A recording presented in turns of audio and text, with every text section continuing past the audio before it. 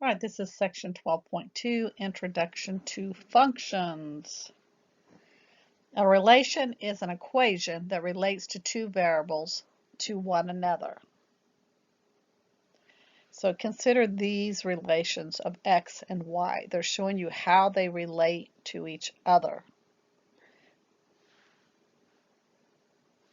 Now functions are relations in which every allowable input yields exactly one output. And so the key here is it gives you exactly one output, and then you have a function. So all three of these equations are relations, but the question is, are they functions? So here's how you determine if they're a function. I've taken each three equations and I have solved for y. So as you can see in this first equation, I solved for y. The second, so I solved for y. This second equation, it's already solved for y, so I didn't change anything. And then I went ahead and I solved for y here on this one.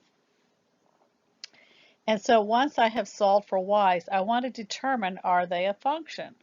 Well, the first two are a special type of relation because they are called functions.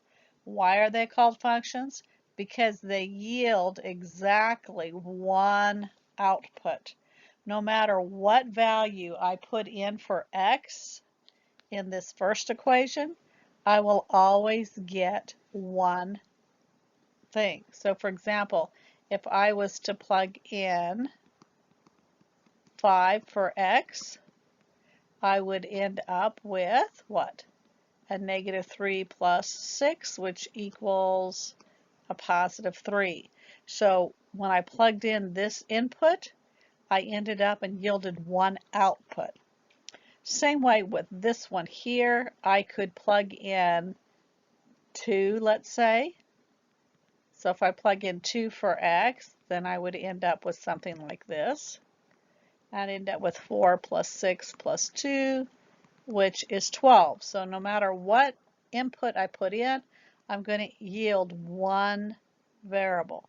But what if I put in here, let's say on this third one, I put in 3. All right, well, that's going to give me plus minus the square root of 3 squared,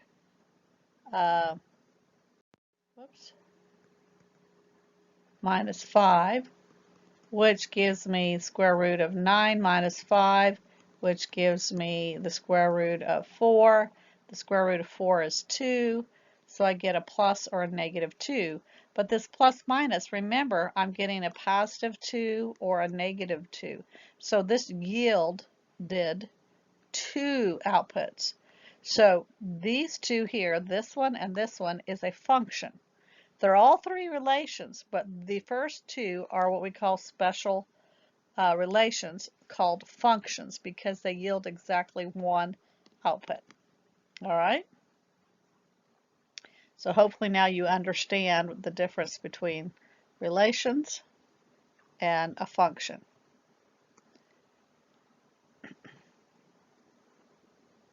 Sorry about that. I'm trying to erase, and instead of erasing, I'm marking. All right, here we go.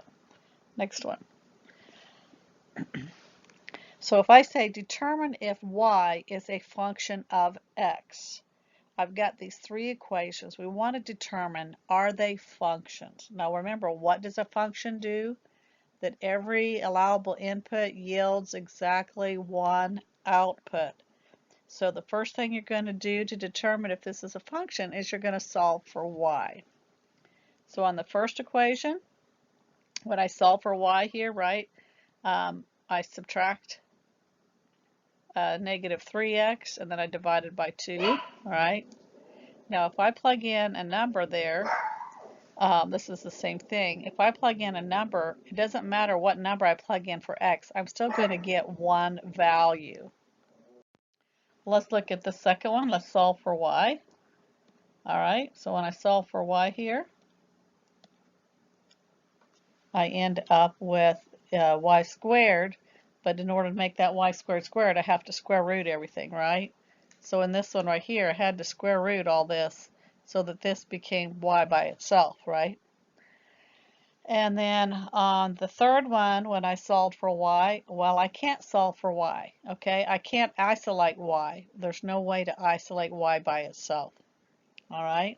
So looking at these three, I've now solved for y when I could, and now I need to determine, are they functions? Well, this first one, it yields one output. No matter what value I put in for x, I'm going to get one result.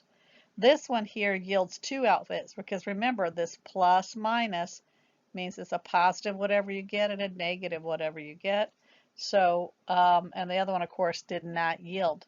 So basically, the first one is a function, the second one is not a function, and the third one is not a function. They're all three relations, but only the first one is a function. And I found that out by solving for y. All right, so here we have y equals x squared plus 2, this relation. And we can look at it and know that it's also a function. And another way to notate a function, instead of saying y, you can say the function of x, which is represented by this symbol here. So this is read, the function of x equals y squared plus 2. Excuse me. So when a function has a context, the function name usually indicates what is being calculated. For example, a cost function would be named cost of x or the function c of x, okay? So those doesn't necessarily have to be f of x. It can be c of x. It can also, if you don't have context, it could be f of x, g of x, h of x. So most textbooks will use one of these three letters unless there is a story problem that has a context, like we're talking about cost, okay? Now, just as the name of the function can change to context, the name of the independent variable can also be changed. X is typically used for functions that have no context. A function of time might be used. So if I was talking about the function of time, for example, the position of an object dropped from the top of a 500-foot building can be represented as a function of time. All right, so we're really talking about the distance, right? Because the position of the object implies distance, right? And it is a function of time t, so that's why they're using d of t. So the function d of t is negative 16t squared plus 500. A function can also be evaluated by substituting a particular value in for the independent variable. So we're talking about how do you evaluate a function. So for every input x, the output will be x squared plus 2 in our particular function that we have written up on the top left. So what if I asked you what was the function of 3? Remember, this I'm using the same, this is the very same function. But basically, when I write it this way, I'm saying, what would the function be if x was 3? That's how that basically is read. What is the function of 3? So think of this as like a machine. That's the way I like to think of functions, are like machines. And so what are you inputting? You're inputting a 3, right? You're inputting a 3. And inside the machine, it calculates the function. So it substitutes in 3 for every place that there's an x here in this function. And when the answer or the result that we get is the output. So if you put in a 3, it does this calculating inside the machine, and the output result that it pops back out to you is 11, right? Kind of think of a bubble gum machine. If you get 2 pieces of bubble gum for every quarter. Well, if you put in, and we're talking about number of quarters, right? Number of quarters. So if you put in 1 quarter, you're going to get 2 pieces of gum. If you put in 2 quarters into the gumball machine, you're going to get 4 pieces of gum. If you put in 3 quarters, you're going to end up getting 6 pieces of bubble gum. So you can see how it's relating. So think of it as kind of like a computer, what you put in and then what you get out. And that's what we're talking about with functions. So then let's see, what is the function of a -4? So the function of a -4, that means I'm going to put in input a -4 every place in that calculated function. And my result then, once I simplify that, will be 18. What is the function now of the function of x minus 1? So that means I'm going to plug in x minus 1 everywhere into the function. So I'm inputting x minus 1. And when I do the calculation, I end up with x squared minus 2 plus 3. So that is my output. And what is the function of the square root of x squared plus 1? Well, I'm inputting the square root of x squared plus 1. I'm then doing that calculation. Now remember, anything squared, this whole thing squared, right, comes out of the square root. And so you're left exactly with what was inside the square root, all right? So that's how they're getting that. And when you simplify, you get x squared plus 3. So the function of 3, if I said, what is the function of 3? Function of 3 is 11. What is the function of a -4? 18. You know, what is the function of x minus 1, and so forth. Now, it's kind of the same thing. This is kind of like saying the same thing as saying y equals x squared plus 2, and I ask you to evaluate when x equals 3. So you're going to be plugging in the 3, right?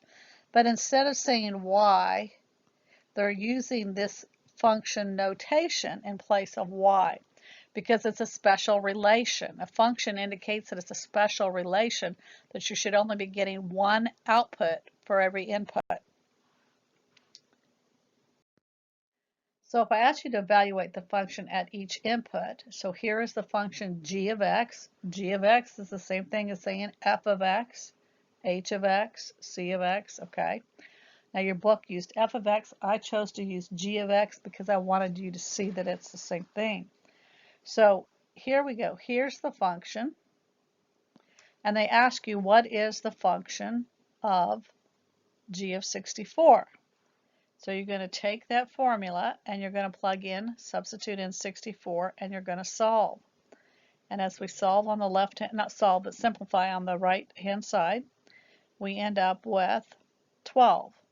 So the function of 64 is 12. Same thing, if I want the next one, if I plug in 30, go ahead and simplify on the right hand side. And so I get 5. So the function of 30 for this particular equation is 5. And what if we had x plus 38? Well, we're going to substitute that in, simplify, and we end up with 1/2 times the quantity x minus 2. Remember, this is 1, right, times all this. So that's the same thing as 1/2. So again, what is the function? The answer. So when we input this, this is the input, this is the output. All right. And that is pretty much what you're doing, is you're just evaluating the functions or determining if it is a function. Remember, a function will only yield one output.